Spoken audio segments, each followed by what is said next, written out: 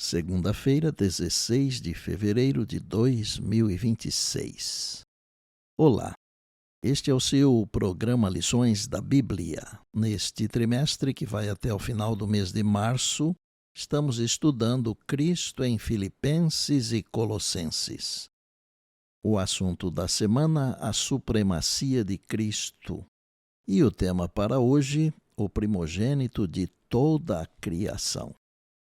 Você deve estar lembrado que ontem eu iniciei o tema da lição afirmando que somente pela fé podemos entender as coisas de Deus. O tema de hoje trata de algo complexo para ser entendido e para compreender, além de explicações linguísticas, é necessário exercitar a fé. Por exemplo, como entender que Jesus é Deus eterno assim como o Pai, se ele é chamado na Bíblia de primogênito? Veja, em primeiro lugar, precisamos entender que na Bíblia a expressão primogênito não significa o primeiro gerado ou o primeiro nascido.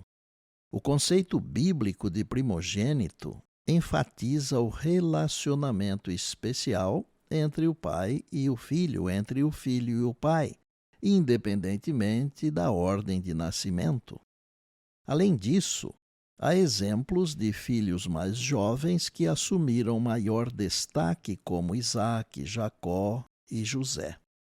Davi, embora fosse o mais novo de 8 irmãos, foi ungido rei. 1 Samuel 16, 10 a 13.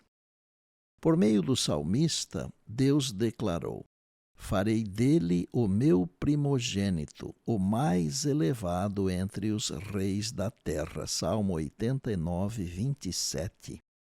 O Senhor também disse a Moisés: Israel é meu filho, meu primogênito. Êxodo 4, 22.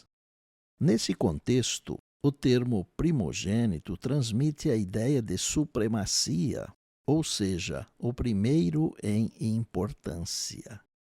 Ao ler o contexto de Colossenses 1, 15 a 17, onde aparece a expressão primogênito de toda a criação, é fácil compreender que Paulo não sugeriu em nenhum momento que Jesus foi o primeiro ser criado. Pelo contrário, ele negou categoricamente essa possibilidade. O apóstolo destacou que Jesus criou todas as coisas. Elas foram feitas por meio dele e para ele. Colossenses 1,16. Essas expressões mostram que Jesus foi o agente pessoal por meio do qual Deus realizou a criação. Efésios 3, 9, João 1, 1 a 3 e Apocalipse 4, 11. A declaração de Paulo é extremamente abrangente. Tudo significa absolutamente tudo, em termos espaciais, céus e terra, ontológicos, coisas visíveis e invisíveis, e funcionais, tronos, soberanias, poderes e autoridades. A expressão poderes e autoridades geralmente se refere a seres angelicais. Efésios 3:10, Efésios 6:12. Para evitar mal-entendidos, Paulo acrescentou que Jesus existia antes de todas as coisas. Colossenses 1:17. O termo grego pró, antes, pode indicar posição, o mais importante de todos, ou tempo. Existia antes de tudo ser criado. Porém, em todos os outros escritos de Paulo, essa expressão se refere ao tempo. 1 Coríntios 2,7, Gálatas 1,17 e Efésios 1,4. Paulo enfatizou que nele, em Jesus, tudo subsiste. Colossenses 1,17. A palavra grega sinesteme significa literalmente unir. Jesus mantém todo o universo conectado, não apenas como Criador, mas também como Redentor. Louvado seja Deus!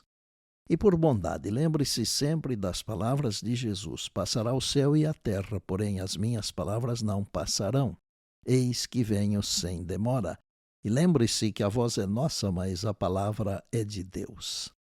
Bem, amanhã tem mais, se Deus assim nos permitir. E disse Jesus: examinais as Escrituras, porque julgais ter nelas a vida eterna, e são elas mesmas que testificam de mim. João 5,39. Eu sou o pastor Estina e este é o seu programa Lições da Bíblia, diariamente com você, pela graça e misericórdia de Deus.